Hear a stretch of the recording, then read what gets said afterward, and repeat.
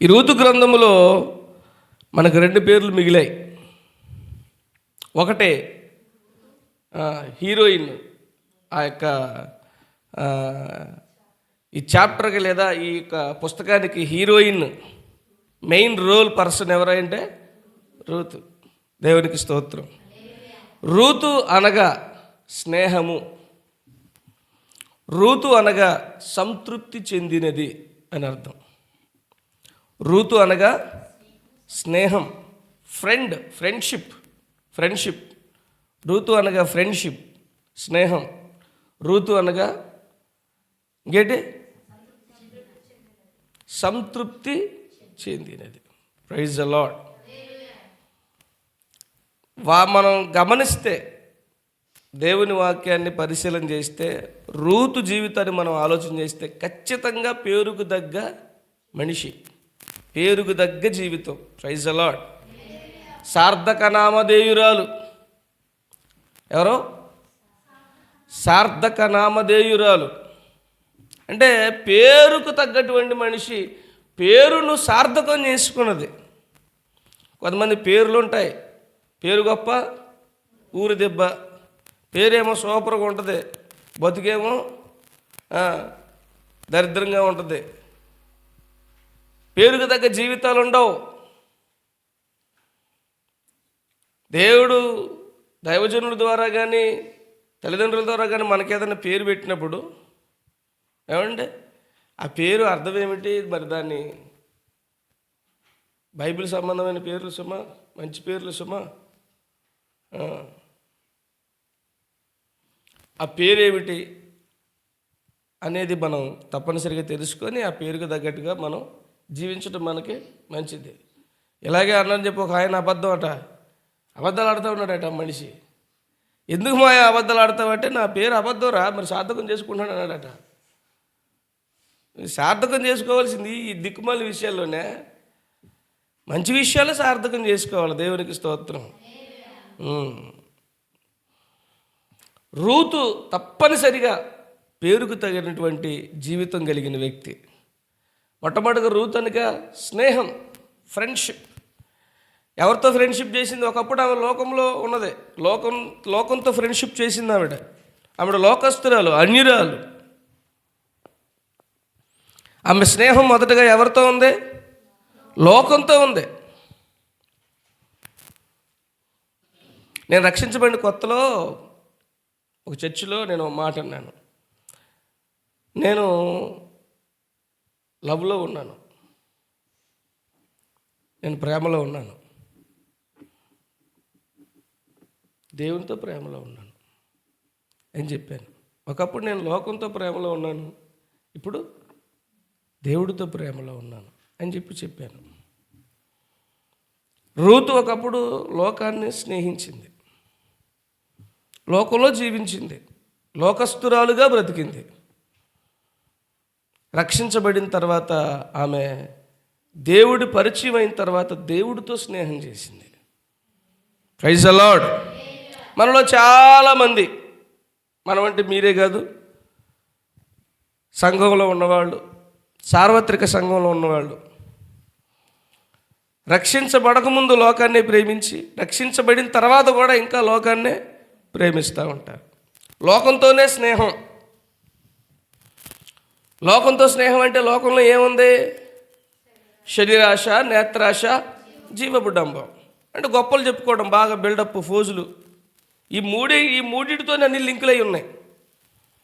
ఏదైనా తోటలో అదే జరిగింది, ఏదైనా తోటలో అదే జరిగింది. ఈ మూడు విషయాలు ఉంటాయి ఏదైనా తోట పాపంలో, అవ్వమ్మ గారు చేసిన పాపంలో. శరీరాశ, నేత్రాశ, జీవపు డంబం. మీరు తింటే దేవదూతల్లాగా ఉంటారు, జీవపు డంబం అది. మీరు కూడా దేవతల వలె ఉంటారు, జీవపు డంబం. గొప్పగా ఉండాలా, హైలెట్గా బతకాల, ఎక్కడ తక్కువ కాకూడదు. అబ్బా పెళ్ళికి వచ్చిన అదిరిపోయిందిరా, ఏం పెట్టాడరా భోజనం అనుకోవాలా, ఏం కట్టాడరా ఇల్లు అనుకోవాలా. జీవపు డంబం. ఏం బట్టలరా, మెరిసిపోతాడు, దగ్గర ఆడిపోతుంటాయి. జీవపు డంబం. ఆమె చూపునకు ఎలాంటిదట అది? రమ్యమైంది. నేత్రాశ చూపుకి ఎలాగుంది? అది అందంగా కనపడుతుంది, అది అట్రాక్టివ్గా కనపడుతుంది, దగ్గర నిగనిగలా ఆడిపోతుంది. కనుక ఆ అమ్మగారు దాన్ని ఇష్టపడదు. నేత్రాశ అది ఏం చేద్దట? చూపునకు రమ్యమైనది, వివేకం ఇచ్చినది. ఏంటది? వివేకం ఇచ్చేది. శరీరాశ. 3 రకాలైనటువంటి పాపాలు అక్కడే ఉన్నాయి. తిని కడుపు నింపుకోవాలనుకున్నది శరీరాశ. లోకములో ఉన్నది అదే.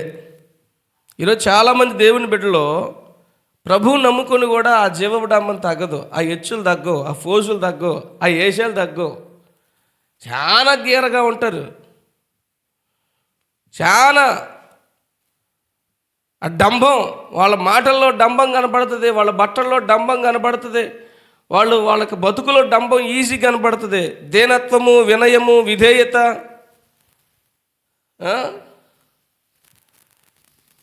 చాలామంది పాస్టర్ గారులు, పాస్టర్ముల కాస్ట్లీ బట్టలు వేసి దీనత్వం గురించి మాట్లాడుతూ ఉంటారు. వీళ్ళు విరిగి నలిగిన మనసు గురించి, వినయం గురించి, దీనత్వం గురించి వీళ్ళే చెప్తారు. ఇక వేసుకునే బట్టలేమో ఆడంబరంగా ఉంటాయి, కట్టుకున్న ఇళ్ళు వాకిళ్ళు ఏమో ఆడంబరంగా ఉంటాయి. వీళ్ళు మాత్రం దీనత్వం గురించి చెప్తారు సిగ్గు లేకుండా. వీళ్ళే చెప్పాలి కదా దీనత్వం గురించి. నా యేసుప్రభు కూడా బోధకుడే. ఆయనకి ఏమన్నా ఇళ్ళు వాకిళ్ళు ఉన్నాయా? దానికోసం ఏమైనా ప్రాగులాడా? ఉన్నది 3.5 సంవత్సరాలు. ఆ 3.5 సంవత్సరాలు సేవ కోసం వెచ్చించాడు. సింపుల్గా ఇల్లు కట్టుకోవద్దని, వాకిలు ఉండొద్దని నేను చెప్పట్లేదు. మనకు తగినంత అని బైబిల్ చెప్తుంది. ఎంత అవసరమో అంత, మనకి ఎంత కావాలో అంత, తగినంత మట్టుకు ఉన్నదాంతో తృప్తి పడాలా.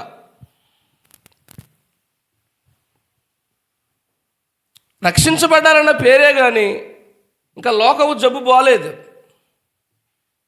బాగా డంబంగా బ్రతుకుతారు. బట్టలకి, తిండికి, వాళ్ళ ఇంటికి వేల రూపాయలు, లక్షల రూపాయలు, కోట్ల రూపాయలు ఖర్చు పెడతారు. దాని బదులు పేదోడికి కొంత సహాయం చేయొచ్చు. సంఘంలో ఉన్నటువంటి పేద బిడ్డలు ఉంటారు. తినడానికి తిండి లేక, కట్టుకోవడానికి సరైన బట్టలు లేని వాళ్ళు ఉంటారు. రోడ్డు మీద దిక్కులేని వాళ్ళు, అనాథలు చాలామంది ఉంటారు. అటువంటి వాళ్ళకి సహాయం చేయొచ్చు, మేలు చేయొచ్చు. డంభం, చాలా ఆడంబరంగా బతుకుతూ ఉన్నారనమాట. ఏమండి, ఇంకా పెళ్ళి, అట్టహాసమైనటువంటి పెళ్ళి అడవిడి. ఓరే నాయనా, రిసెప్షన్కి ఒక గ్రాండ్గా చేస్తారు, పెళ్ళి గ్రాండ్గా చేస్తారు. దానికంటే ముందు ప్రధానం ఎంగేజ్మెంట్, అది గ్రాండే. కుప్పలు డబ్బులు తగలబెట్టి నువ్వు ఏం భక్తి నేర్పుతావు, నువ్వేం మాదిరి చూపిస్తావు నా తెలియకడుగుతాను. దేవుని బిడ్డలు ఈ లోకానికి మాదిరి చూపవలసినటువంటి వారు.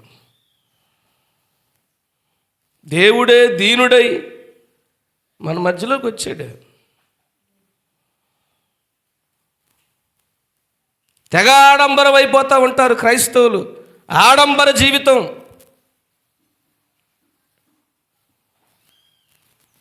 ఆ ధనవంతుడు వాడు క్రైస్తవుడే. ఎలాగున్నాడటాడు? ఏ వస్త్రాలు వేసుకున్నాడు? సన్నని ఆ వస్త్రాలు వేసుకొని బహుగా సుఖపడుతున్నాడట. కాస్ట్లీ బట్టలు. సన్నని వస్త్రాలు ఎవరు వేసుకుంటారు? ధనవంతులు, గొప్ప వాళ్ళు వేసుకుంటారు. ధనవంతుడు ఒకడు ఉండెను. ఓదా రంగు అంటే రాజులు మాత్రమే వేసుకునే బట్టలు అవి. ఓదా రంగు అంటే వంకాయ కలరు. ఓదా రంగు అంటే వంకాయ కలర్. అది ఖచ్చితంగా రాజులు మాత్రమే అలాంటి రంగు బట్టలు వాడతాడు. ఊదా రంగు అమ్ముకునేటటువంటి ఒక వ్యక్తి ఉంది బైబిల్లో. ఎవరో లూదియా. ఊదా రంగు పొడి అమ్ముతుందన్నమాట ఆవిడ. మంచి మనిషి, కాస్ట్లీ మనిషే, సామాన్యమైన మనిషేమి కాదు ఆవిడ. దేవునికి స్తోత్రం కలుగును గాక. ఆవిడ ఊదా రంగు బట్టలను, సన్నపు నార వస్త్రములు, అవన్నీ కూడా చాలా కాస్ట్లీ ధరించుకొని ప్రతిదినం బహుగా సుఖపడుతున్నాడు అయ్యగారు. బహుగా సుఖపడుతున్నాడు. కానీ పక్కన అదే సంఘానికి చెందిన వ్యక్తి ఉన్నాడు. అదే సంఘం, ఆ సంఘానికే, ఆ ఊరికే చెందిన వ్యక్తి. లాజరు అనే దరిద్రుడు క్రీస్తునందు మాత్రం ధనవంతుడు. భౌతికంగా దరిద్రుడే కానీ క్రీస్తునందు ధనవంతుడు, విశ్వాసములో ధనవంతుడు. అటువంటి వ్యక్తి పేదవాడుగా ఉంటే కనీసము పోషించలేనటువంటి స్థితి. ఇలాంటి వాడు దేశపై నరకంలో కాబట్టి ఏడేస్తారండి. ఎక్కడేస్తారు చెప్పండి? బాగా ఆడంబర జీవితం. దేవుని బిడ్డలు, బైబిల్ చాలా స్పష్టంగా చెప్తుంది, వ్యభిచారులారా ఈ లోక స్నేహము దేవునితో వైరము. ఈ లోకాన్ని స్నేహం చేయడం అంటే దేవుడితో తగాదా పెట్టుకున్నట్టే, దేవుడితో శత్రుత్వం పెట్టుకున్నట్టే. దేవుడి శత్రువులు ఎవడు పరలోకానికి వెళ్ళడు. దేవుని మిత్రులు మాత్రమే పరలోకానికి వెళ్తారు. అబ్రహాము దేవుడి మిత్రుడు అని రాయబడింది. విశ్వాసపరులందరూ దేవుని మిత్రులే. వాక్యానుసారం నడుచుకుని వారందరూ దేవుని మిత్రులే. యోహాను సువార్త 15వ అధ్యాయంలో కూడా ప్రభు ఆ మాట అన్నాడు, నేను చెప్పినవన్నీ చేసిన యెడల మీరు నాకు స్నేహితులవుతారు. ప్రైజ్ ది లార్డ్, హల్లెలూయా. నేను మీకు ఆజ్ఞాపించు వాటిని మీరు చేసిన యెడల మీరు నాకు స్నేహితులయ్యుందురు. Praise the lord. చూసారా, ఎవరు దేవుని స్నేహితులు?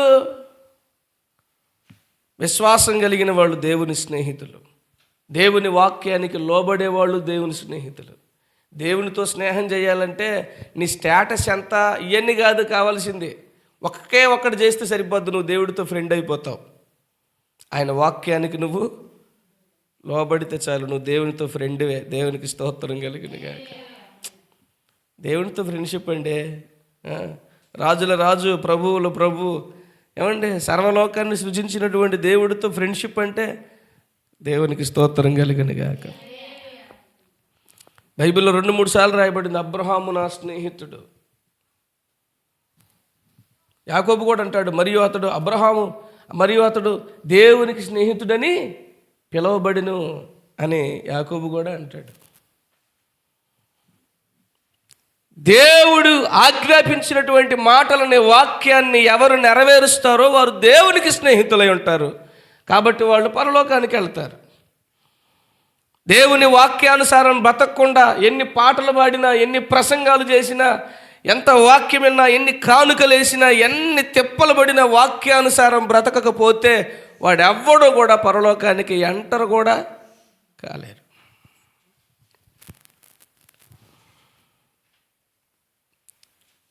ప్రభువా నన్ను పిలుచు ప్రతివాడు పరలోకంలో ప్రవేశించడు కానీ పరలోకమందున నా తండ్రి చిత్తం. ఏమిటి తండ్రి చిత్తం? ఇదే తండ్రి చిత్తం. వాక్యమే తండ్రి చిత్తం. తండ్రి చిత్తం అంతా ఇందులో ఉంది. నువ్వేం చేయాలో, నువ్వు ఎలా బ్రతకాలో, ఎలా జీవించాలో, నువ్వు ఎలా నడుచుకోవాలో, ఆయన పట్ల నీ ఉద్దేశాలు ఏంటి, ఇవన్నీ కూడా వాక్యంలో ఉన్నాయి. ఇదే తండ్రి చిత్తము. దీన్ని చేసిన వాడు పరలోకంలో ఉంటాడు. Praise the lord. నేను ప్రభువుతో ఉంటున్నానని చెప్పి లోకంతో స్నేహం చేస్తే కుదరదు. చాలామంది రక్షించబడి ప్రభు దగ్గరకు వచ్చి ప్రభు నమ్ముకుని కూడా ఇంకా లోక సంబంధమైన విషయాలు కలిగి జీవిస్తూ ఉంటారు. అనగా వారు లోకాన్ని స్నేహం చేస్తున్నారు. వాళ్ళ పద్ధతులు లోకస్తుల్లాగా ఉంటాయి, వాళ్ళ ఆచారాలు లోకస్తుల్లాగా ఉంటాయి, వాళ్ళ ఉద్దేశాలు లోకస్తులాగా ఉంటాయి, వాళ్ళ నిర్ణయాలు కూడా లోకస్తులాగానే ఉంటాయి. ఆత్మ సంబంధమైన వ్యక్తులు కొన్ని లక్షణాలు వాళ్ళలో కనబడవు. ఆత్మ సంబంధంలాగా వాళ్ళ ప్రవర్తన ఉండదు. వాళ్ళ ఆలోచనలు, వాళ్ళ మాటలు, వాళ్ళ ప్రవర్తన, నడవడిక, ఉద్దేశాలు, నిర్ణయాలు, ప్రణాళికలు అన్నీ కూడా లోకస్తుల మాదిరిగానే ఉంటాయి. దేవుని బిడ్డల యొక్క మాదిరి వాళ్ళలో కనపడదు. ప్రభు నమ్ముకున్నామన్న పేరే కానీ బ్రతుకు మాత్రం అలాగే ఉంటుంది.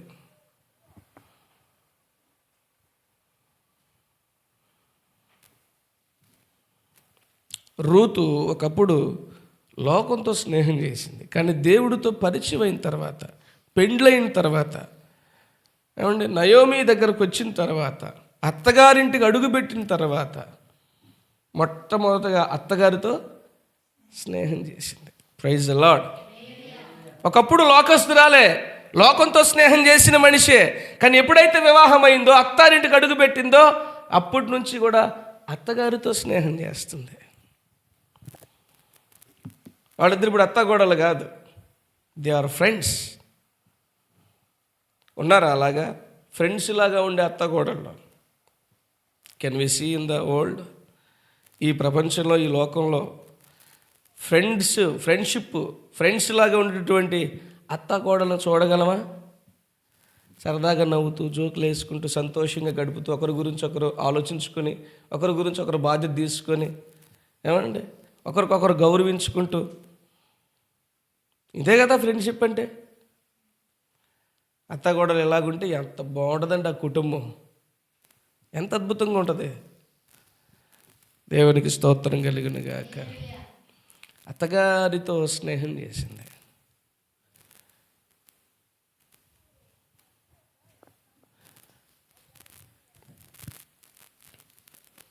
ఆత్మ సంబంధమైనటువంటి వ్యక్తులతో స్నేహం చేసింది, ఆత్మీయులతో స్నేహం చేసింది. మనకు అందరితో స్నేహం ఉండదు, కానీ ఆత్మీయులతో స్నేహం ఉండదు. అందరితో స్నేహం ఉండదు, లోకస్తులందరితో స్నేహం ఉండదు, కానీ ఆత్మీయులతో మాత్రం మనకు సరైన సహవాసం ఉండదు, సరైన స్నేహం ఉండదు, సరైన బంధం ఉండదు. ఆత్మీయులు అదోలాగా చూస్తాం, అన్యులు మాత్రం ఏమండి ఆప్యాయంగా చూస్తాం, హత్తుకుంటాం. జబ్బు ఉందండి, ఈ జబ్బు ఉంది సంఘాల్లో. వారు సంఘంలోనే ఉంటారు, మందిరానికి వస్తారు, చక్కగా అన్నీ జరిగిస్తారు, కానీ వాళ్ళ స్నేహం అంతా లోకంలో ఉన్న వ్యక్తులతోనే. ఆ లోకస్తులు ఎలా నడిస్తే అలా నడుస్తారనమాట. వాళ్ళ కార్యక్రమాల్లో పాలు పంచుకుంటారు, లోకస్తులాగానే బ్రతుకుతారు. ఆయన అంటున్నాడు, మీరు పిలవట్లేదండి ప్రార్థనకు రమ్మని, మీరు పిలిస్తే వస్తాం. ఏంటిది కార్యక్రమం? నేను పిలవడానికి రోజు బొట్టెట్టి నువ్వు అన్యుడివే ధన్యుడివే, నువ్వు ప్రతిసారి బొట్టెట్టి పిలుస్తారేంటి నిన్ను ప్రార్థనకు రమ్మని? పిలవాలేంటి పాస్టర్ గారు నిన్ను? సిగ్గు లేకపోతే సరే ఆ మాటలు మాట్లాడడానికి చిరాకొద్దు నాకు. జరిగేది ప్రార్థనా కూడిక, వచ్చి కూర్చోవాలా? వారం ప్రతిసారి పిలుపులాట్లేటిది, పేరెంట్ అలా లేకపోతే నువ్వెవరు? నువ్వు అన్యుడివే ధన్యుడివే. అన్యుడైతే పిలవాలంటాడు, అన్యుడిని పిలుస్తాం, ధన్యుడిని పిలవడం ఏంటి? ఏంటే రక్షించబడిన వాడిని పేరు పెట్టి బొట్టెట్టి పిలవడం ఏంటి? తెలియదు నీకు ప్రార్థన జరిగే సంగతే? రావాలని తెలియదు? మళ్ళీ పేరెట్టి పిలవాలంటే బొట్టెట్టి పిలవాలేంటి నీకు? రావయ్య మహారాజా రావయ్య, రావమ్మ. మనం ప్రభుని ప్రేమించేవాళ్ళమా లేకపోతే ఎవడం? మనం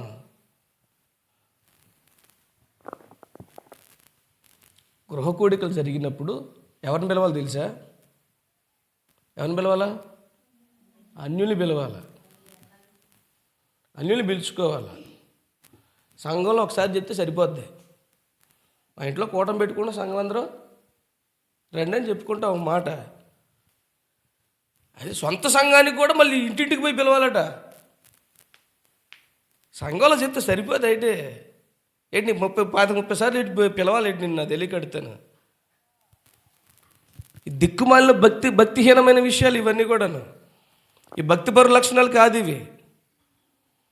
సంఘంలో ఒకసారి చెప్పుకుంటారు, మా ఇంట్లో కూడం జరుగుతుందండి రండి అని చెప్తారు. వచ్చే అలా కూడం జరుగుతుంటే మైకిన పడినప్పుడు లేకపోతే ఫలానా టైం చెప్పినా టైంకి వెళ్ళిపోవాలా. కూడం జరిగితే పోయి కూర్చో, లేకపోతే వచ్చి ఇంట్లో పడు. అంతేగాని ఏడ చెప్పి మళ్ళీ ఇంటింటికి ఇద్దరికి మళ్ళీ అప్పుడు చెప్పి అన్నిటికీ మనకి ఏంటి తేడా ఏంటి?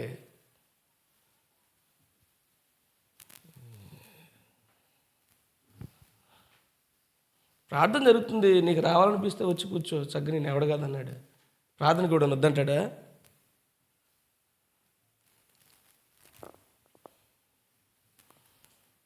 కొన్నేళ్ళు ఇంట్లో కోటం జరిగింది. మొత్తాన్ని పిలుచుకోలే పోయి బంధువులు, రక్త సంబంధికులు, వాళ్ళ పని వాళ్ళని, ఉద్యోగస్తులు అందరూ కూడా అంటే అక్కడే మొదలైంది గృహకూడిక. దేవునికి స్తోత్రం. గృహకూడిక అది.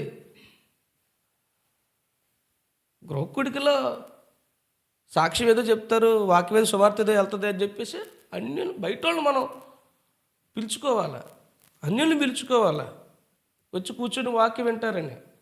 వీలైతే బంధువులను కూడా పిలిపించుకోవాలి. సంఘానికి బయట చెప్పుకుంటారు.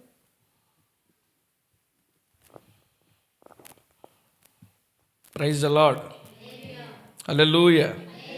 ఎక్కడున్నాం మనం?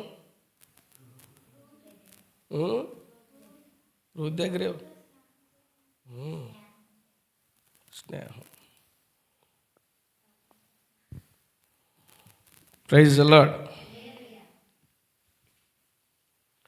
అత్తగారితో, ఆత్మీయులతో స్నేహం చేసింది ఆవిడ. మనం లోకస్తులతో కాదు. లోకస్తులు స్నేహం చేయొద్దు అంటలేదు నేను. స్నేహం అంటే దాని అర్థం ఏంటి చెప్పండి? కలిసి తిరగటం, కలిసి ఆ పనులు చేయడం, అది కదా స్నేహం అంటే. స్నేహం యొక్క అర్థం ఏంటి? కలిసి తిరుగుతారు, కలిసి పని చేస్తారు. తాగినా కలిసే, తిన్నా కలిసే, తిరిగినా కలిసే. ఇది ఫ్రెండ్షిప్. మనం లోకస్తులతో సహవాసం చేయాలి. ఎంతవరకు బాగున్నారా అని వాళ్ళ విషయాలు మంచిగా అడిగి మాట్లాడి కనుక్కొని వీలైతే సహాయం చేసి, ఇంతవరకే. వాళ్ళ కార్యక్రమాల్లోకి ఎంటర్ అవడానికి కాదు. ఆత్మీయులతో మనం స్నేహం చేయాలి. మన స్నేహం ఎవరితో? ఆత్మీయులతో చేయాలి. ఆత్మ సంబంధమైన వ్యక్తులతో మనం స్నేహం చేయాలండి. దేవుని బిడ్డలతో మన సహవాసం ఉండాలండి. మన కుటుంబ సభ్యులతో మనం చక్కగా ఫ్రెండ్ లాగా ఉండాలి. దేవునికి స్తోత్రం. కుటుంబ సభ్యులతో ఎలాగ ఉండాలా? ఫ్రెండ్ లాగా. భార్యాభర్తలు ఫ్రెండ్, మేమిద్దరం భార్యాభర్తలు ఫ్రెండ్స్ లాగా ఉంటాం. మాలాగా ఉండడం ఎవరి చేత కాదు. ధైర్యంగా గుండెల మీద చేసుకుని చెప్తున్నా, నా ప్రభు కృపను బట్టి నాకు ఇచ్చిన భాగస్వామ్యం అలాంటిది.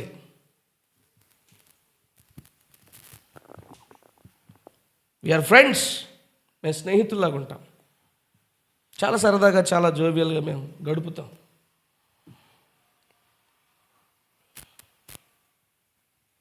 కుటుంబంలో, కుటుంబ సభ్యులతో, మా ఇంటికి పోతే మా అమ్మ నేను కూడా అంతే ఫ్రెండ్స్ ఇలాగా ఉంటాం. మేము అసలు అక్కడికి పోయే మామూలు కాదు. ఇంకా అసలు మేమందరం చోట చేరి చక్కగా అన్ని విషయాలు, సంతోషకరమైన విషయాలు పంచుకుంటూ చాలా సంతోషంగా సరదాగా సంతోషంగా మేము గడుపుతాం. ప్రభు కృపను బట్టి, మమ్మల్ని రక్షించిన దాన్ని బట్టి మా కుటుంబంలో సంతోషం ఉంది. ఒకప్పుడు మా కుటుంబంలో ఏడుపు ఉండేది. ఒకప్పుడు మా కుటుంబంలో గొడవలు ఉండేవి. ఒకప్పుడు మా కుటుంబంలో వేదన ఉండేది.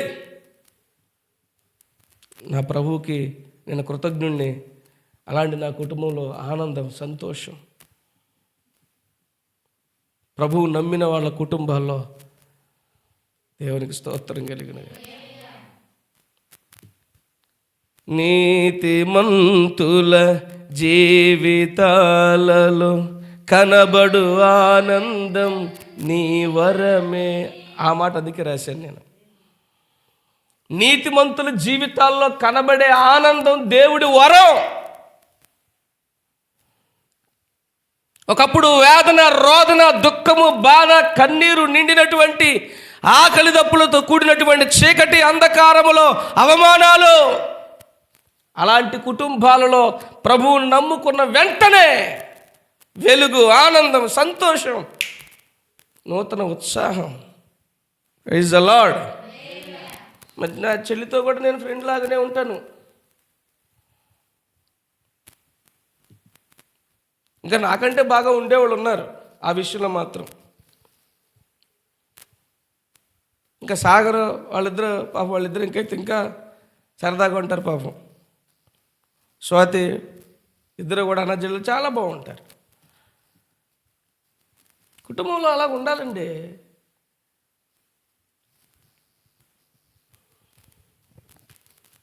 ఎప్పుడు మూడిగా మూతి ముడుచుకొని, మొహం మాడుచుకొని, చీపురు కట్టాలుగా, పేడ తట్టాలుగా, చెత్త బుట్టాలుగా, ఏటాడు అవి.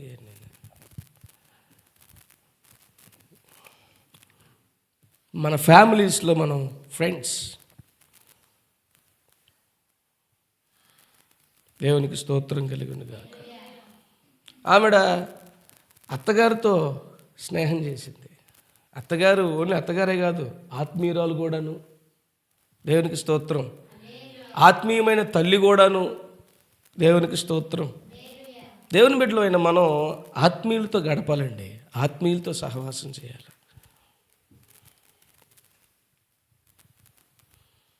ఆత్మీయుల్ని అవమానించకూడదు.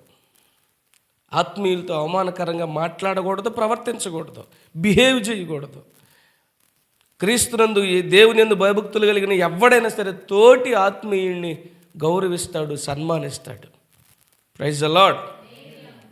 ఏమండి, ఇప్పుడు చదువుకున్న కీర్తన అదే ఉంది. అతడు యెహోవా యందు భయభక్తులు గలవారిని సన్మానిస్తాడు గాడు, అవమానించడు. మీరు ఒకరినొకరు ప్రేమించుకునుడి, ఇందువలన మీరు నా శిష్యులని లోకం తెలుసుకుంటుంది. మనం ఒకరినొకరు ప్రేమించుకోవడం ద్వారా వీళ్ళు దేవుని బిడ్డలని లోకాన్ని తెలిసిద్దట. ప్రభు చెప్పారు, నా మాటలు కాదు. ఆత్మీయుల మధ్యలో అవమానపరిచినటువంటి కార్యాలు జరగకూడదు. సన్మానించుకోవాలి, ఒకరినొకరు పరస్పరం గౌరవించుకోవాలి, విలువించుకోవాలా. తొలనాడకూడదు, తక్కువ చేసి మాట్లాడకూడదు, చులకనగా, అసభ్యకరంగా, అవమానకరంగా, బాధాకరంగా ఉండకూడదు. అతడు యెహోవా యందు భయభక్తులు గల వారిని సన్మానించును. నాకు ఆ మాట చాలా ఇష్టం. నిజంగా దేవుని యందు భయభక్తులు కలిగిన వాళ్ళని తప్పనిసరిగా మనం సన్మానించాలి. ప్రభు బిడ్డలని, ప్రభు నమ్ముకొని వాక్యానుసారంగా బ్రతుకుతున్న వారిని మనం గౌరవించి రెస్పెక్ట్ చేయాలి, వారికి విలువనివ్వాలి, వారితో సహవాసం చేయాలండి, వారితో ఫ్రెండ్షిప్ కలిగి ఉండాలండి.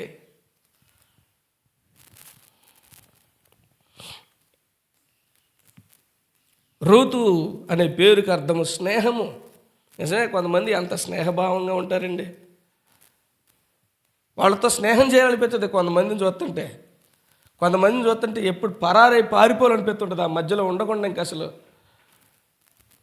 సిర్రెత్తుకొద్దు, సిరాకు వచ్చేద్ది. వాళ్ళ ప్రవర్తన, వాళ్ళ మాటలు, వాళ్ళ మొహం, వాళ్ళ తీరు, వాళ్ళ విధానం కంపరం వచ్చేస్తుంటుంది అనమాట. మాటల్లో ఏదైనా మాటలోనే ఉందండి. కడుపు నిండకపోయినా కొంతమంది మాట్లాడితే కడుపు నిండినట్టుగా ఉంటుంది. పెట్టడం తర్వాత సంగతే. దేవునికి స్తోత్రం.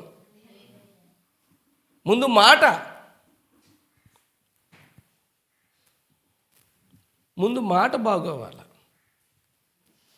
నోరు మంచిదైతే ఊరంతా మంచిదేనట.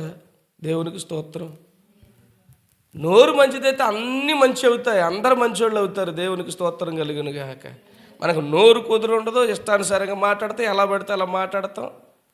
అందుకే మనకి ఎక్కడ పోయినా మనకి అదే, ఎవరో మనతో ఫ్రెండ్షిప్ వెళ్ళిపోదాం అనిపిస్తుంది దాని నుంచి.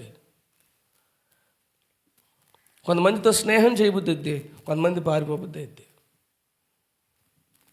రూతు చక్కగా స్నేహం చేసింది, అత్తగారితో స్నేహం చేసింది. ఆవిడే ఆత్మీయురాలు, ఇక ఆవిడే లోకము, ఆవిడతోనే సహవాసం, మంచి అనుబంధం. దేవునికి స్తోత్రం కలుగును గాక. హల్లెలూయా. దేవుని బిడ్డలమైన మనము ఆత్మీయులతో సహవాసం చేయాలి, అన్యులతో కాదు. దాని అర్థం ఏంటంటే అన్యులతో అసలు పరిచయాలు పెట్టుకోవద్దు, వాళ్ళతో మాట్లాడొద్దు అని కాదు నేను చెప్తుంది. అలాగైతే అసలు మనకి ఈ లోకంలో పనే లేదు. ఇక్కడ ఉన్నామంటే మనం అసలు కారణం వాళ్ళ లక్ష్యంలో నడిపించడానికే. నాకు బోల్డ్ మంది ఫ్రెండ్స్ ఉన్నారు. నా ఫ్రెండ్స్, నేను ఎవరిని వదులుకోలేదు. నా ఫ్రెండ్స్ని, నాకు స్నేహం అంటే ఇష్టం, ఫ్రెండ్షిప్ అంటే ఇష్టం, ఎవరిని వదులుకోలు తెచ్చుకోలేదు. కానీ ఇప్పటికీ నేను రక్షించబడక ముందు నాకున్న ఫ్రెండ్స్ ఇప్పటికీ ఉన్నారు, కానీ వాళ్ళతో నేను కలిసి తిరగట్లేదు అంతే.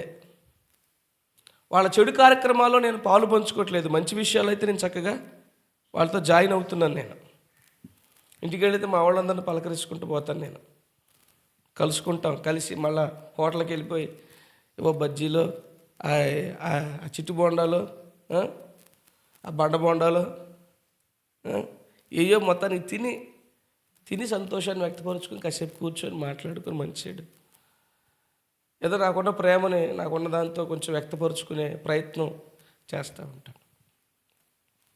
ఫ్రెండ్స్ని మనం పోగొట్టుకోవద్దు, కానీ వాళ్ళతో ఎంతవరకు వెళ్ళాలో అంతవరకు మాత్రమే వెళ్ళాలి.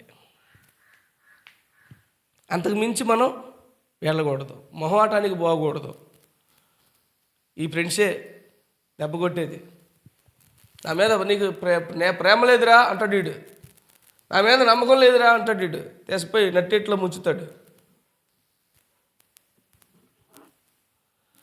ఫ్రెండ్షిప్ చేయాలి, ఎంతవరకు అంతవరకే, పరిధి దాటకూడదు, బార్డర్తో ఉండాలి, ఆత్మీయులతో చక్కని అనుబంధం కలిగి ఉండాలి. దేవునికి స్తోత్రం కలుగును గాక. హల్లెలూయా. ఒకప్పుడు లోకంతో స్నేహం చేసినటువంటి రూతు పెండ్లైన తర్వాత, అత్తారింటి అడుగు పెట్టిన తర్వాత అత్తగారితో స్నేహం చేసింది, ఆత్మీయులతో స్నేహం చేసింది. మరి ముఖ్యంగా చెప్పాలంటే దేవుడితో స్నేహం చేసింది. Praise the lord. ఈ స్నేహాలని నిలబడాలంటే ఏమండి, ఆయనతో స్నేహం చేయాలి.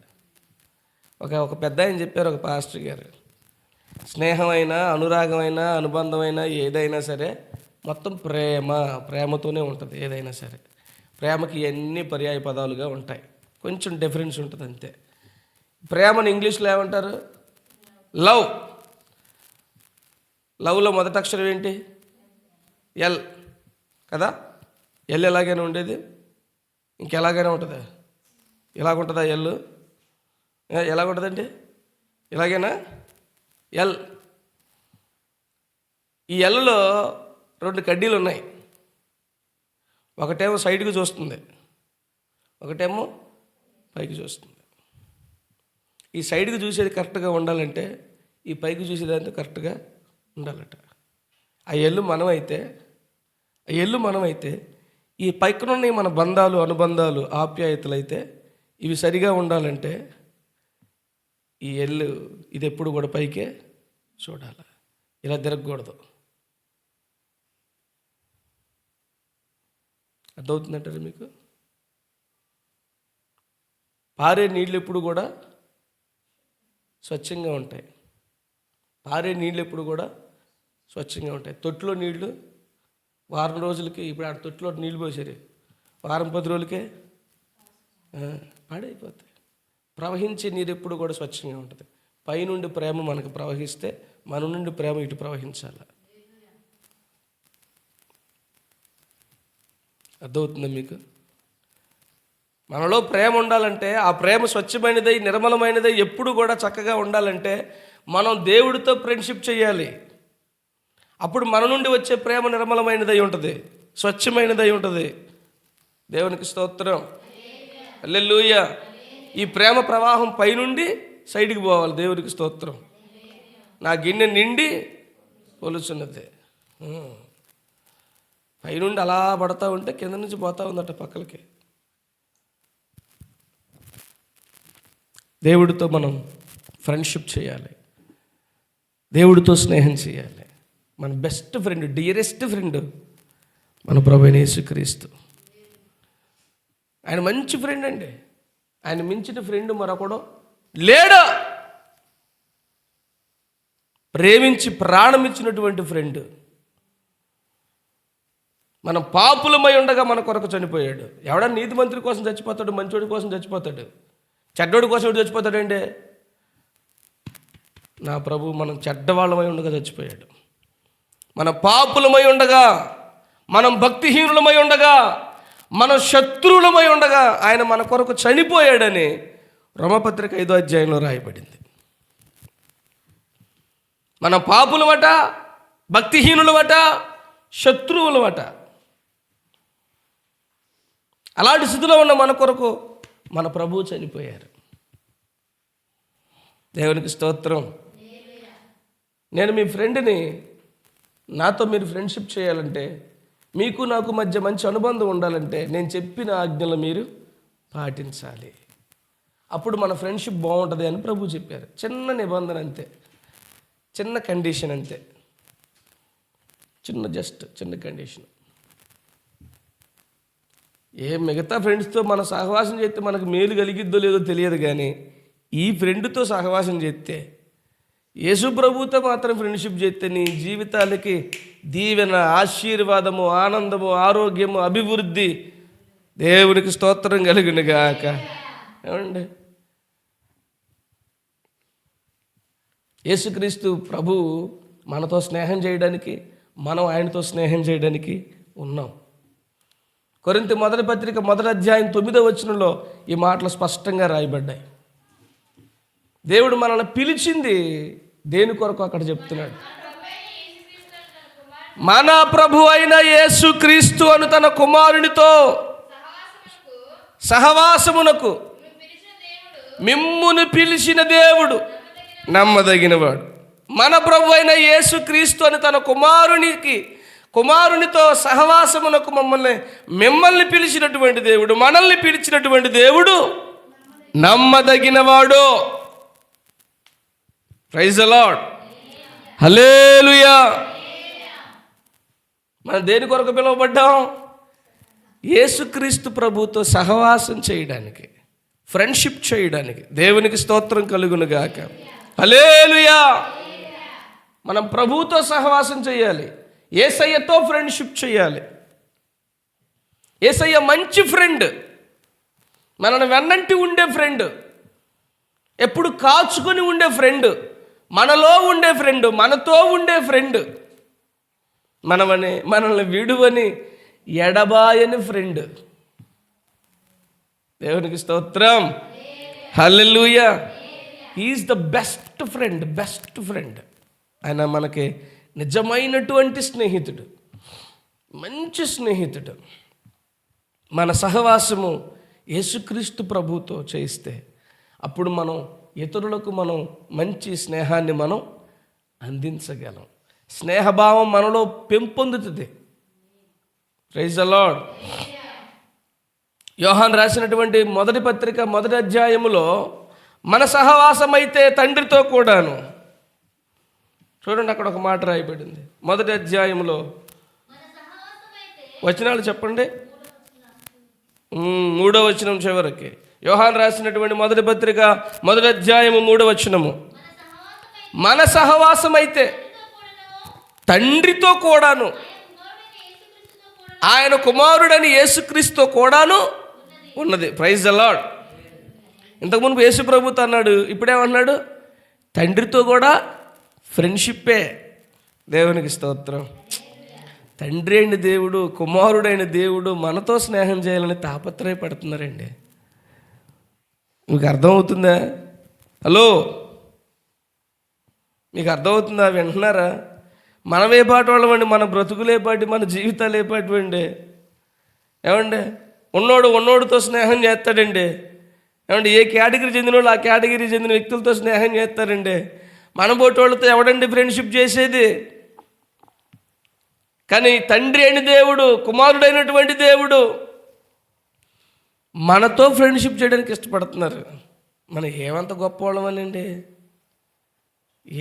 ఏమంత మంచివాళ్ళం అనండి, ఎందుకు మనం అంటే ఆయనకి అంత మరీ ప్రేమ అండి.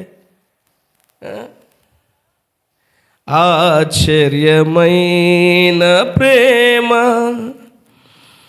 కల్వరిలో నీ ప్రేమ, మరణము కంటే బలమైన ప్రేమది, నన్ను జయించని ప్రేమ. మరణము కంటే బలమైన ప్రేమది, నన్ను జయించని ప్రేమ. ఆశ్చర్యమైన ప్రేమ, నా స్థితి చూచిన ప్రేమ, నాకై జాలిని చూపిన ప్రేమ. నా స్థితి చూచిన ప్రేమ, నాపై జాలిని చూపిన ప్రేమ. నాకై పరుగెత్తి కౌగిలించి ముద్దాడి కన్నీటిని తుడిచే, నాకై పరుగెత్తి కౌగిలించి ముద్దాడి కన్నీటిని తుడిచే. ఆశ్చర్యమైన ప్రేమ కల్వరిలో నీ ప్రేమ, మరణము కంటే బలమైన ప్రేమది, నన్ను జయించని ప్రేమ. మరణము కంటే బలమైన ప్రేమది, నన్ను జయించని ప్రేమ. ఆశ్చర్యమైన ప్రేమ. ప్రైజ్ ది లార్డ్, హల్లెలూయా. జయించి పడేసిందండి, జయించి పడేసింది. ఎలాగో ఉన్నటువంటి మనల్ని, నన్ను నిజంగా నా ప్రభు ప్రేమ జయించేసింది. ఈ లోక ప్రేమ కంటే, తల్లిదండ్రుల ప్రేమ కంటే, బంధుమిత్రులు, అన్నదమ్ములు, రక్త సంబంధికులు, భార్యాభర్తల ప్రేమ కంటే, కన్నబిడ్డల ప్రేమ కంటే మించినటువంటి ప్రేమ చేత యేసయ్య ప్రేమ మనల్ని బంధించి పడేసింది, జయించిందంటే. What a wonderful love. దేవునికి ఏమండి, మనలో ఏముందండి గొప్పతనం? చాలా అవిధేయులు, చాలా అసమర్థులు, చాలా పాపాలు ఉన్నాయి, చాలా దుర్మార్గమైన జీవితం ఉంది, చాలా కపటం ఉంది, మోసం ఉంది. అయినా సరే మనల్ని ఇష్టపడుతున్నాడు ఆయన, మనతో స్నేహం చేయాలని కోరుకుంటున్నాడు. లోకస్తులు, తోటి మనుషులు మనతో స్నేహం చేయడానికి ఇష్టపడరు. కొంచెం పై స్థాయిలో ఉన్నవాళ్ళు మనతో స్నేహం చేయడానికి ఇష్టపడరు. ఒక కులవాడు మరో కులాన్ని స్నేహం చేయడానికి ఇష్టపడ్డు. తెల్లగా ఉంటే నల్లగా ఉన్న వాళ్ళతో స్నేహం చేయడానికి ఇష్టపడరు కొంతమంది. డబ్బు ఉంటే ఒకలాగా, లేకపోతే మరొకలాగా. కానీ మనకి ఏమీ లేకపోయినా, మన రంగు ఏదైనా, మన వర్ణం ఏదైనా, వర్గం ఏదైనా, మన ప్రాంతం ఏదైనా, మన భాష ఏదైనా, మన తెల్లోళ్ళమైనా నల్లోళ్ళమైనా, ఏమంటే పొట్టోళ్ళైనా పొడుగోళ్ళైనా, ఆడు బండోడైనా, సన్నగా ఉండే పీనుగులాగా ఉండేవాడైనా, ఏమంటే ఎవరినైనా నా యేసయ్య ప్రేమిస్తున్నాడు. దేవునికి స్తోత్రం కలుగును గాక. తండ్రి అయిన దేవుడు మనతో స్నేహం చేయడానికి ఇష్టపడుతున్నాడు. కుమారుడైన దేవుడు మనతో స్నేహం మళ్ళీ ఏం చచ్చిందని నా తెలియకడుతున్నా. ఏముందండి అసలు మనలో? మనతో స్నేహం చేయాలని అంతగా తప్పించిపోతాడు ఏంటో ఆయన నాకు తెలియకడుతున్నా. ఏంటండి ఆయనకి అంత ప్రేమ మనమంటే? ఏ మంచితనం ఉందని? ఏం మంచితనం ఉందండి? చెడ్డోడితో ఎవడండి స్నేహం చేసేది చెప్పండి?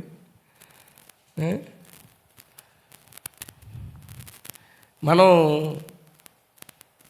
ఆయనకి సరైనటువంటి స్థాయికి తగిన వాళ్ళం కాకపోయినా మనతో ఫ్రెండ్షిప్ చేయాలనుకుంటున్నాడు.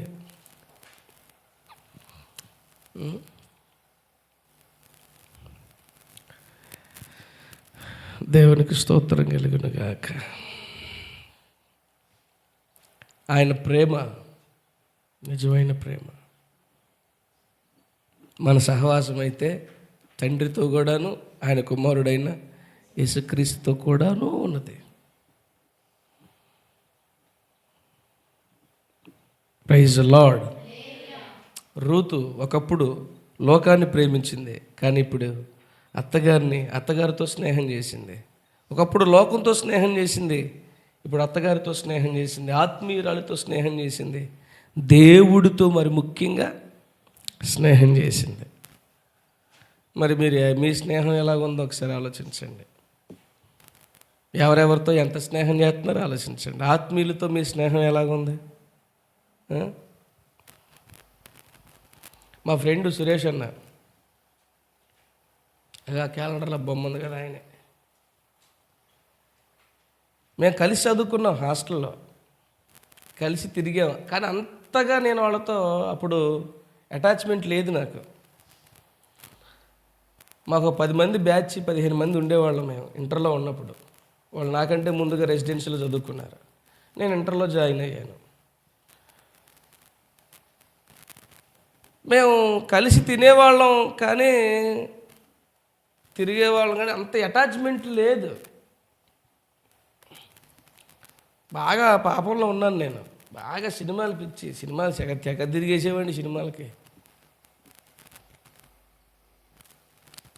అప్పుడు ఆయనతో మంచి పరిచయం ఉంది, మేము ఫ్రెండ్స్మే. అప్పుడంత ఇదవ్వలేదు. కానీ రక్షించబడిన తర్వాత, నేను రక్షణలోకి వచ్చిన తర్వాత, ఆయన మా పక్క ఊరిలోనే ఉంటున్నాడని సంగతి తెలిసింది.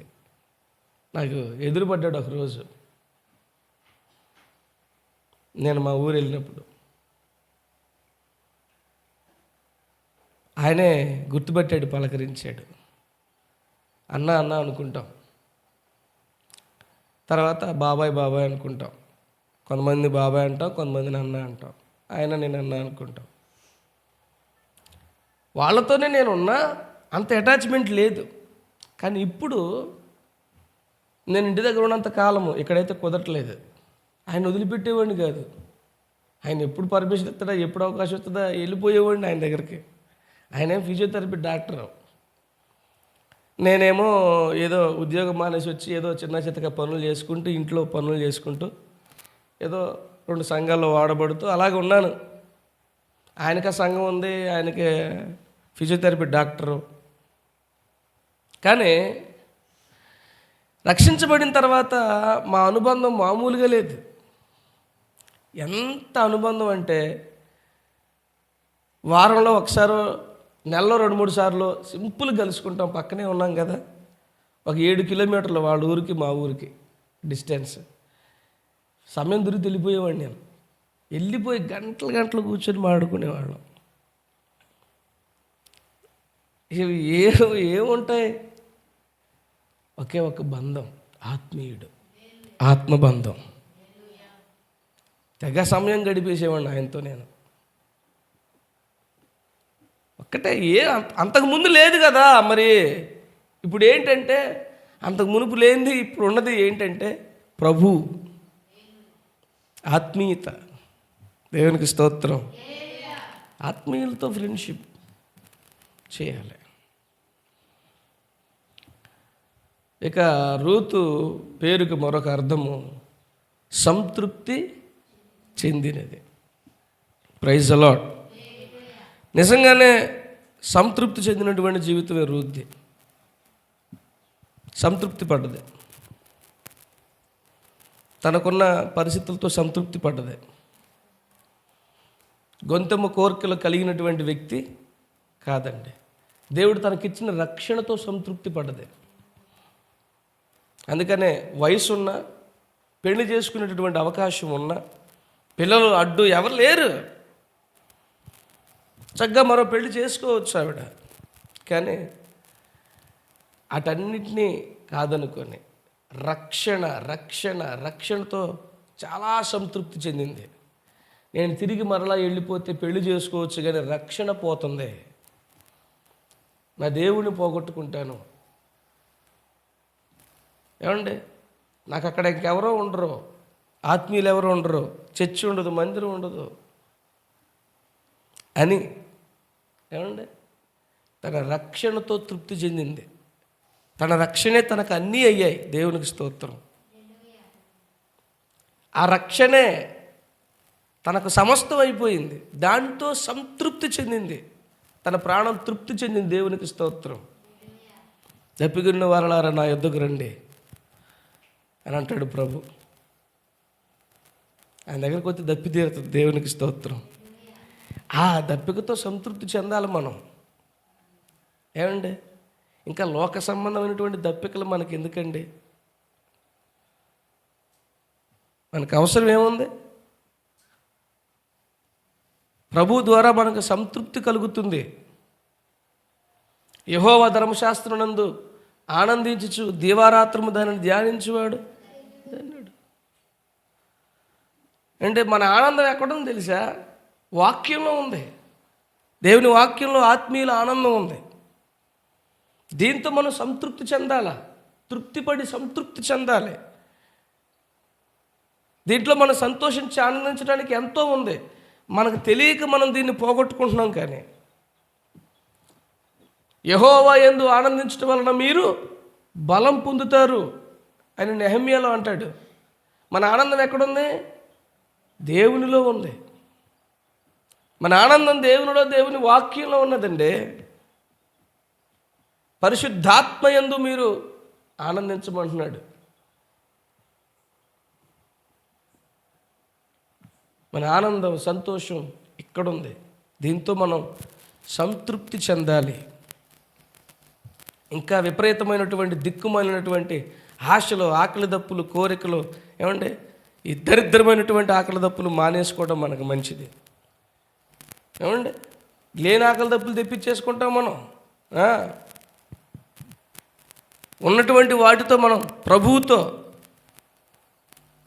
మనం సంతృప్తి చెందడానికి ఎంతో ఉంది ఇక్కడ. ప్రైజ్ ది లార్డ్, హల్లెలూయా.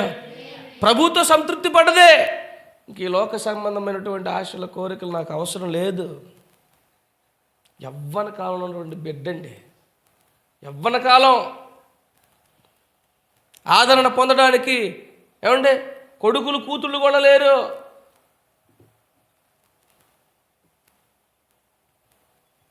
సింపుల్గా మనం లెక్క మనం మాట్లాడుకోవటం కాదు, రియాలిటీలో కూడా మనం ఆలోచించాలా.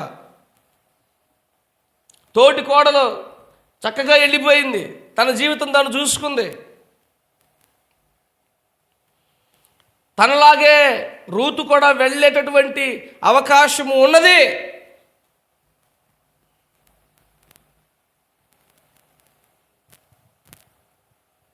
తనకు ఆ స్వేచ్ఛ ఉన్నది, తనకు ఆ హక్కు ఉన్నది.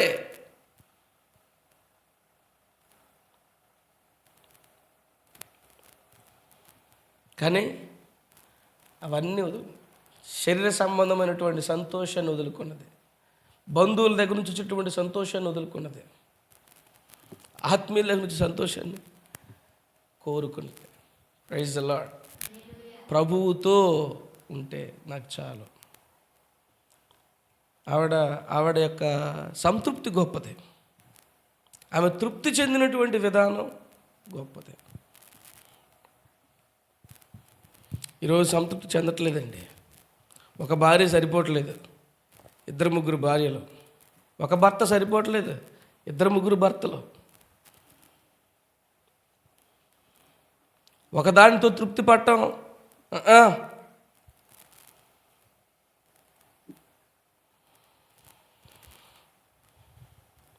మనకు చాలా కోరికలు. సుఖభోగముల యందు వాంఛగలిగినది బ్రతుకుచుండియు చచ్చినదై ఉండును. సుఖభోగములు యందు వాంఛ కలిగిన వాళ్ళు బతుకుతున్నా కూడా చచ్చినట్టే లెక్క. వాంఛ అంటే ఆకలి దప్పులే, ఇంకా తృప్తి లేదు ఆ జీవితానికి.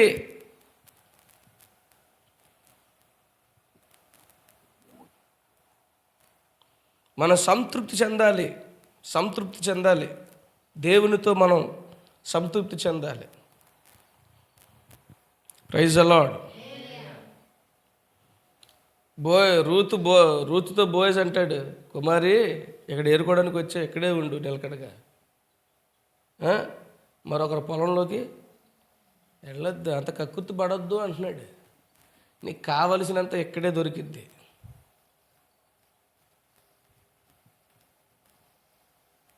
మరొకరి పొలంలోకి వేరుకోవడానికి ఇక్కడికి వచ్చావు, ప్రభు దగ్గరికి వచ్చావు. ఇంక ప్రభుతో ఆ సంతృప్తి, ప్రభుతో ఆ సంతోషం, ప్రభుతో ఆనందం.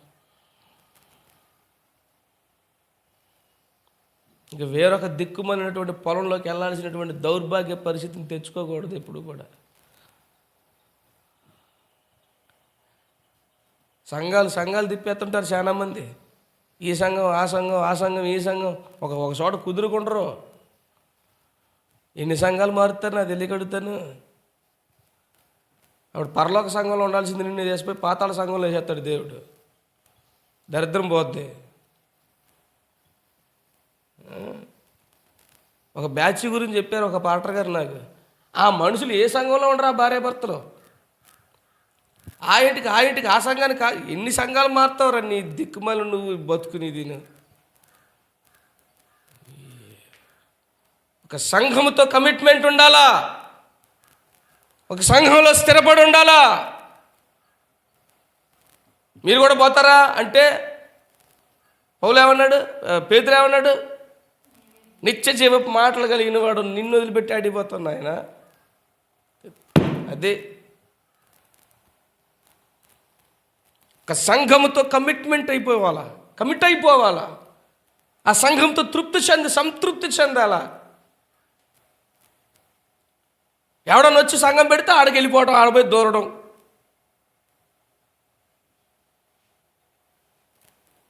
ఈ దిక్కుమాలినటువంటి పరిస్థితులు చాలామంది కుటుంబాల్లో ఉన్నాయి. అందుకే వాళ్ళ జీవితాలు స్థిరపడరు, వాళ్ళు స్థిరపడరు, వాళ్ళ కుటుంబాలు స్థిరపడరు. అంతే బతుకులేక అంతంత మాత్రం బతుకులే. ఇంకా ఒక్కచోట కూతురుండ్రు వీళ్ళు. పిల్లలు పెట్టి 30 ఊళ్ళు తిప్పిద్దట. ఇలా తిరుగుతూ ఉంటారన్నమాట, ఆ సంఘానికి. సిగ్గు లేకపోతే సరే ఒక సంఘంలో స్థిరముగా నాటుకొని వర్ధిల్లాలి. మనం కుదురుగా ఉంటే దేవుడు దీవిస్తాడు. సంఘాలు మార్చేస్తూ ఉంటారు సంఘాలు. అదేమంటే వీళ్ళకి నచ్చే బోధ అక్కడ లేదు, అంత గుచ్చే బోధే ఉంది. ఏ బోధ? గుమ్మడికాయలు దొంగ అంటే గబుక్కు తడుపుకున్నాడంట భుజాలు. ఎవడికి వస్తుంది రోషం?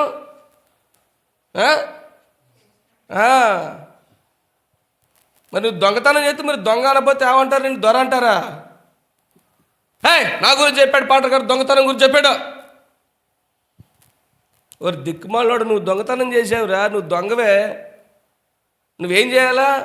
దొంగతనాన్ని మానుకొని సరి చేసుకొని బతుకు మార్చుకోరా దరిద్రుడా. అంతేగాని పాస్టర్ గారు దొంగ అన్నాడు, నేను ఈ సంఘం వదిలిపెట్టిపోతాను. నువ్వు యాడిపోయిన దొంగ అంటాడురా నిన్ను దేవుడు.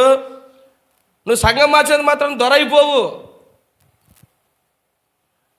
యాడికి పోయినా దొంగే. ఆడ కూడా మీకు తెలియట్లేదు. నేను మొన్నే చెప్పాను, అన్నింటిని కూడా దేవుడు వాడుకొని మనతో మాట్లాడతాడు. మరి పాస్టర్ గారిని వాడుకొని మాట్లాడ్డా? నీ బతుకు పాస్టర్ గారు తెలియపోయిన దేవుడు తెలిసిరా, అక్కడ కూడా ఇదే వాయిస్ వస్తుంది, ఇంతకంటే డబ్బులు వస్తుంది. ఒరే పరమ దౌర్భాగ్యుడా, దొంగ, నికృష్టుడు అంటాడు ఇంకా ఆడపోతే.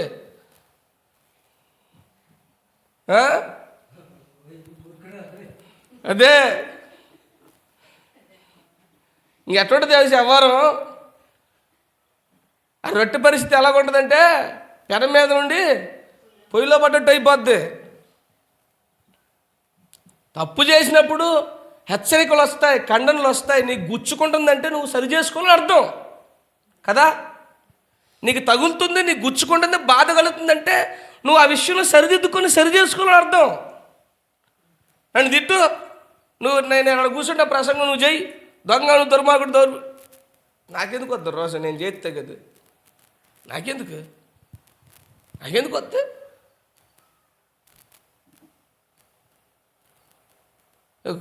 గుచ్చుకుంటుందంటే ఏం చేయాలా? సరి చేసుకోవాలా, పద్ధతి మార్చుకోవాలా. అంతేగాని నీ పాట గారు ఇలాగ అన్నాడు, నేను వెళ్ళిపోతాను, ఆడబోతే ఇంకా డబ్బులు వస్తుందిరా నీకు, రెట్టింపు అవుద్ది. ఇక్కడ ఈ పాస్టర్ గారు దొంగ అన్నాడు, ఆడబోతే పరమ దొంగ అంటాడు, ఇంకా దుర్మార్గుడు ఇంకా 4-5 తగిలిస్తుంటాడు. ఇంక దేవుడి దగ్గర పోతే నువ్వు దిక్కుమాలివాడు, దౌర్భాగ్యుడు, నువ్వు దిగంబరి వేయుడు, బట్టలు లేకుండా ఉన్నావు నువ్వు, ఆయన తిట్టేస్తాడు. అన్నిటికంటే ఈ పాట గారు నయం కాదు.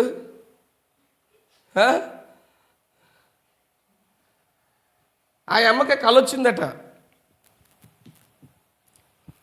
ఈ కళ్ళలో శిలవ మోసేస్తే అందరు శిలవలు మోస్తున్నారు. ఎవడు మోసే శిలవ చాలా భారంగా ఉందట, చాలా ఇబ్బంది అయిపోతుంది. ఈ శిలవ మోయడం చాలా కష్టమైపోతుంది. ఏట్రా యేసుప్రభు నాకు ఎంత పెద్ద సెలవు ఇచ్చేసాడు, మొయ్యలేకపోతున్నాను ఇది అని అనుకుంటే ఆమెతో పాటు సెలవు మోసుకుంటూ పోతున్నారట కొంతమంది. ఒక సెలవేమో అందంగా నీట్గా డెకరేట్ చేసి ఉందట, ఒక సెలవేమో పూలుగా ఉన్నదట, ఇంకొక సెలవేమో లైట్ వెయిట్గా కనపడుతుందట, ఇంకొక సెలవేమో బంగారంలాగా పోత పోసి దగ్గ మెరిసిపోతుందట. ఒరే వీళ్ళ సెలవులు బాగున్నాయి, నా సెలవు ఎలాగుంది, చాలా బండగా ఉంది ఇది, ఆ సెలవు నాకు వస్తే బాగుండు అని అనుకుంటుందట. దేవుడు ఓకే అలాగే అని చెప్పేసి కల్లోనే ఇదంతా అని చెప్పేసి కాసేపు నీ సెలవు పక్కన పెట్టమ్మా అని చెప్పేసి వచ్చి ఆ పూలగా ఉంది కదా దాన్ని ఇచ్చాడట. ఆ పూలగా ఉంది కదా సంతోషపడి ఎత్తుకున్నట్టు, గుచ్చుకుంటున్నట్టు ముళ్ళు ఎత్తుకోగానే గుచ్చుకుంటున్నాయి. పూలు వెనకాల ఏమున్నాయి, ముళ్ళు ఉన్నాయి. ఈ మనిషికి ఆ పూలే కనపడ్డాయి కానీ ముళ్ళు ఓర నాయన ఏట్రా ఇది, నాయన నా సెలవు మంచిగా ఉంది కదరా, ఇదేట్రా నాకు కొంచెం మెత్తకుంది, ఇదేంటి ఎంత గుచ్చేసుకుంటుంది, నాకు ఆ బంగారం సెలవు వస్తే బాగుండు అనుకుందట. ఆ బంగారం సెలవు మోసేస్తుంటే అది చాలా గరుగ్గా ఉందట, అది చాలా గరుగ్గా ఉందట. ఆ లైట్ వెయిట్గా ఉందని చెప్పేసి ఆ సెలవు ఎత్తుకుందామని ఆడకపోతే అది ఎత్తుకుని లేపలేకపోతుంది, ఎత్తుకోవడం కాదు లేపలేకపోతుంది. ఒరే ఏట్రీ ఇవన్నీ తిరిగిన తర్వాత నా సెలవే మంచిగా ఉంది కదరా నాయన, నా సెలవే వీటన్నిటికంటే నా సెలవే బాగుంది, చాలా తేలిగ్గా ఉంది, నా సెలవు మెత్తగా కూడా ఉన్నది, మీకు దండం, మీ సెలవులకు దండం, మీరు తీసుకోండి, నేను నాకు తీసుకుంటా అని చెప్పి ఆ మనిషి బుద్ధి తెచ్చుకుని వచ్చి మళ్ళీ సెలవు ఎత్తుకుని దేవుడు నీకు స్తోత్రం ఆయన అని చెప్పి చక్కగా సంతోషంగా సెలవు మూసుకుంటా పోతా ఉందట. కనుక మెలకు వచ్చేసింది. ఇది మనిషి ఫీలింగ్, అది వాళ్ళ జీవితం బాగుంది, ఆ సంఘం బాగుంది, నేను ఆ సంఘంలో సభ్యురాలు అయితే బాగుండు, ఆ ఇంట్లో ఆయన ఇదైతే నాకు ఇదైతే బాగు, వాళ్ళే బాగున్నారు వీళ్ళే బాగున్నారు. నువ్వు అందులో ఎంటనే తెలిసిద్ది వ్యవహారం, మామూలుగా ఉండదు, రేంజ్లో ఉంటుంది. దేవుడు నీకు ఏది ఇచ్చాడో అదే నీకు శ్రేష్టమైంది. ఎక్స్ట్రా కోరుకున్నావంటే ఓ రేంజ్లో ఉంటుంది. మరి నీకు బయటికి అలా కనపడుతుందనే కానీ లోపలికి ఎంటర్ అయితే మాత్రం దబిడి అయిపోద్ది. ఇంకా మామూలుగా ఉండదు మ్యాటరు. మనం అనుకుంటాం వాళ్ళని చూసుకుని వాళ్ళ ఫ్యామిలీ బాగుంది, వాళ్ళ ఆయన బాగున్నాడు, వాళ్ళ ఆవిడ బాగుంది, వీళ్ళ ఆయన బాగున్నాడు, ఏవిడ బాగుంది, వాళ్ళ పిల్లలు బాగున్నారు, నా పిల్లలు బాగలేదు, వాళ్ళ కుటుంబం బాగుంది, మా కుటుంబం బాగలేదు, వాళ్ళ సంఘం బాగుంది, మా సంఘం బాగలేదు, ఆ పాటర్ గారు మంచోడు, ఈ పాటర్ గారు బాగలేదు. పిల్లా వెంకటరత్నం గారు నాకు చాలా ఇష్టమైనటువంటి రచయిత, బోల్డ్ పుస్తకాలు ఆయన రాసే ప్రతి పుస్తకం చదువుతాను నేను కొనుక్కొని. నన్ను ఆత్మీయంగా బలపరిచినటువంటి 2 రచయితలు ఉన్నారు. అందులో ఒకటే జాక్ పునిన్ గారు, రెండవది పిల్లా వెంకటరత్నం గారు. ఆయన పుస్తకాలు బాగా చదువుతాను నేను. ఆయనతో ఫోన్ నెంబర్ తీసుకొని మాట్లాడి కొంచెం పరిచయం ఏర్పడింది. నేను అన్నాను అప్పట్లో, దేవుడు నన్ను సేవకు పరిచయం పిలుతున్నాడని సంగతి నాకు అర్థమైనప్పుడు, కన్ఫర్మ్ అయినప్పుడు, సార్ మీ దగ్గరికి వస్తాను సార్ నేను అని అన్నాను. ఆయన అన్నాడు, తమ్ముడు దూరపు కొండలు ఎప్పుడు నున్నగానే ఉంటాయి తమ్ముడు, దగ్గరకు వస్తే కానీ తెలియదు ఎవరు రాబాక అన్నాడు. దూరంగా చూస్తే అంతే ఉంటుంది, దిగితే తెలిసిద్ది ఎవరు. వాళ్ళ బాగున్నాడు, వాళ్ళ బాగుండి, వీళ్ళ బాగుండి, వీళ్ళ బాగుండి. ఓరే నాయన, దేవుడు మనకిచ్చిందే బాగుంది, మనకిచ్చిందే శ్రేష్టమైంది. దాంతో సంతృప్తి చెందాలి. దేవుడు మనకి ప్రతి వానికి దేవుడు ఎట్టి స్థితిని నియమించాడో ఆ స్థితి యందు సంతోషించాలి, సంతృప్తి చెందాలని బైబిల్ చెప్తా ఉంది.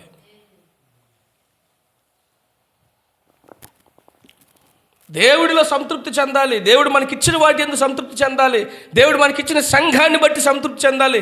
దేవుడు మనకిచ్చిన భార్యని బట్టి, భర్తను బట్టి, పిల్లలను బట్టి, మనకు ఉన్నదాన్ని బట్టి మనం సంతృప్తి చెందాలి. ఒకళ్ళతో మనం పోల్చుకోవాల్సినటువంటి దిక్కుమాలి పరిస్థితులకు మనం వెళ్ళకూడదు.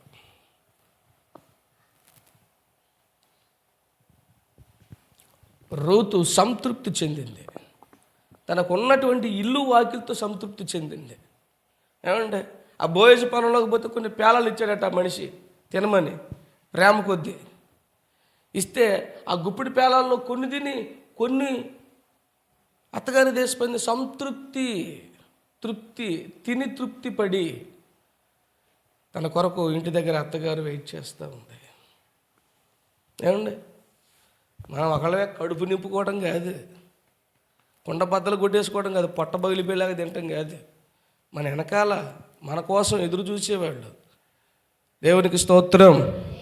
మా అమ్మ ఎప్పుడు కూడా పనికి వెళ్ళినప్పుడు ఏమండి, అక్కడ ఏ లడ్డు ఇచ్చినా, ఏ మిఠాయి ఇచ్చినా, ఇవి ఇచ్చినా సరే కొంగుని కట్టేసుకొని వచ్చి ఇంటికి తీసుకొచ్చి పెట్టేది. అందరం అమ్మే దెబ్బలాట, మేము తింటే నువ్వు తినే అని చెప్పేసి.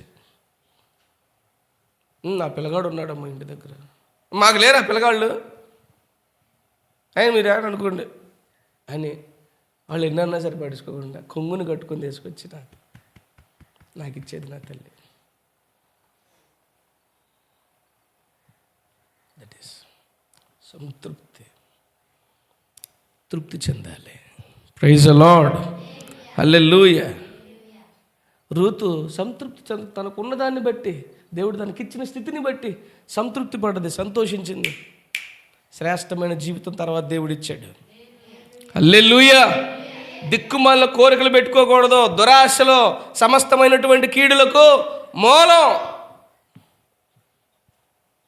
ధనాపేక్షే కాదు, దురాశ కూడా.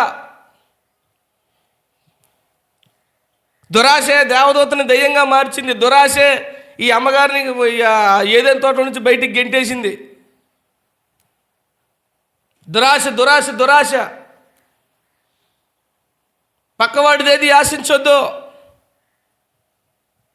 దురాశ మంచిది కాదు. మనకున్న దాంతో సంతృప్తి చెందాలి, తృప్తి కలిగి ఉండాలి. దేవుడు మనకిచ్చినటువంటి మంచి స్థితితో మనం తృప్తి చెంది ఉండాలి. దాన్ని పాడు చేసుకోకూడదు అనవసరంగా. వ్యర్థమైన కోరికలకు పోయి ఇంకేదో ఆశపడి, ఇంకేదో తాపత్రయపడి ఇదైపోయి బ్రతుకు పాడు చేసుకోకూడదు. మనకిచ్చిన మంచి సమాధానాన్ని, సంతోషాన్ని, ఆనందాన్ని అనవసరంగా మనం పాడు చేసుకోకూడదు. మనకిచ్చిన దాంతో సంతృప్తి చెందాలి. దేవునికి స్తోత్రం. రూతు సంతృప్తి చెందింది. దేవుడు తనకి ఏ స్థితిని ఇచ్చాడో దాన్ని బట్టి సంతృప్తి పడ్డది. అత్తగారితో ఉండడానికే సంతోషించింది. చాలు, ఒక్క ఆత్మీయురైన నాకు మిగిలింది. సంతృప్తి. ఎన్నున్నా కొంతమందికి ఇంకా తృప్తి ఉండదండి బాబు. ఇంకా వాళ్ళు ఎవరు రాలేదు, వీళ్ళెవరు పలకరించలేదు, వీళ్ళెవరు చేయలేదు. ఒకే ఒక్క ఆత్మీయురాలు ఆదరించడానికి రూతుకున్నదే, అత్తగారే, ముసలి అత్తగారు. ఆవిడతోనే తృప్తి చెందింది, ఆవిడతోనే ఫ్రెండ్షిప్ చేసింది. చిన్న గృహం, 10-15 ఏళ్ళు బయట ఉన్నారు, 10-12 ఏళ్ళు బయట ఉన్నారు. ఈ లోపల గృహం అంతా పాడైపోయింది. ఈ రోజులాగా మనలాగా డాబాలా ఏమన్నా సిమెంట్తో కట్టిన ఇళ్ళ, నామమాత్రం మట్టి గోడలు కూలిపోయి తూలిపోయి ఎలాగో ఉన్న పరిస్థితి. అదే తనకు చాలనుకుంది, అదే 10,000 అనుకుంది. దాంతో సంతృప్తి చెందింది. ఆ చిన్న గుడారంలో, కుటీరంలోనే ఉన్నది. బోయ్ చెప్పాడు, అమ్మా మరో పొలంలోకి నువ్వు పోవద్దు అంటే ఆ పొలంలోనే తృప్తి చెంది అక్కడే ఏరుకున్నది. మిగతా పొలంలో దొరికిన దానికంటే ఎక్కువగా ఇక్కడ పొలంలో దొరికింది. దేవునికి స్తోత్రం. హల్లెలూయా. సంతృప్తి చెందినటువంటి జీవితం మనకి చాలా మంచిది. సంతుష్టి సహితమైన దైవభక్తి గొప్ప లాభ సాధనము. సంతృప్తికరమైనటువంటి దైవభక్తి, సంతోషంతో చేసే దైవభక్తి గొప్ప లాభాన్ని తీసుకొస్తుంది. సణుగుతూ గొడుగుతూ దిక్కుమాలిన వ్యవహారాలు చేయకూడదు. ఆ పనికిమాలిన ఏం చేశారు? వాళ్ళందరూ కూడా శనిగారా లేదా? మీకు బాగా క్యాచ్ చేశారు స్పీడ్గా. మాకు మన్నా తప్ప వేరొక ఆహారమే, మన్నా తప్ప ఇంక వేరొకటే లేదట. ఎంత సణుక్కున్నారా నాయన.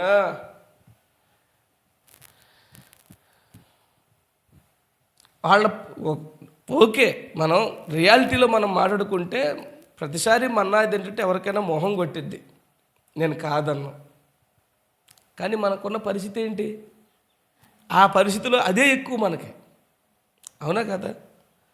ప్రతిరోజు చారు, ప్రతిరోజు అదే కూర ఏంటంటే ఎవరికైనా మొహం మొత్తిద్ది, నేను కాదంటలేదు. కానీ మనకున్న పరిస్థితి అది కదా. అసలు అదే కాదనకపోతే ఎండకి ఎండి మనం ఆకలి తలమంటే చచ్చిపోతాం కదా. దానికంటే ఇది మరి బెటరే కదా, దానికంటే ఇది శ్రేష్టమైందే కదా. దాంతో ఇంకా రకరకాల వంటకాలు కూడా చేసుకోవచ్చు చక్కగా. దేవునికి స్తోత్రం. ఉట్టి అన్నమే తినలేదు అనుకో, తాలింపు వేసుకుని తిను. అది కాకపోతే అన్నాడు ఒక పెట్టుకొని వేపుకొని పకోడీ వేసుకో, 2 ఉల్లిపాయలు వేసుకొని. అదే మార్చుకుంటే సరిపోయా. దేవునికి స్తోత్రం. హల్లెలూయా. స్థితికి తగ్గట్టుగా, పరిస్థితికి తగ్గట్టుగా మనం బ్రతకాలి. సంతృప్తి చెంది, మనకున్న దాంతో కొద్దివాటితో తృప్తి చెంది సంతోషంగా జీవించాలి. రూత్ అలాగా సంతృప్తి చెందింది. ఆవిడ భక్తి జీవితం దేవుడికి నచ్చింది. సర్దుకుపోయే విధానం దేవుడికి నచ్చింది. తర్వాత దేవుడు అద్భుతంగా ఆమెను బ్లెస్ చేశాడు. దేవుడి కొరకు ఆమె జీవించింది. తర్వాత దేవుడు ఆమెను బ్లెస్ చేశాడు, మంచి భాగస్వామిని. శ్రేష్టమైనటువంటి ఆ ఊరు మొత్తంలో మనగాడిని. దేవుడికి స్తోత్రం. బోయేజు గురించి తర్వాత మాట్లాడుకుందాం. బోయేజుని బహుమానంగా ఇచ్చాడు. మనం దేవుని కొరకు ఎదురు చూస్తే, దేవుని కొరకు కనిపెడితే, దేవుని కొరకు మనం ఓపిక పడితే, దేవుడే మనకు శ్రేష్టమైనది దయచేస్తాడు. Praise the lord. ప్రభు మనందరి గట్టి కృప దయచేయునుగాక. ప్రార్థన చేసుకుందాం.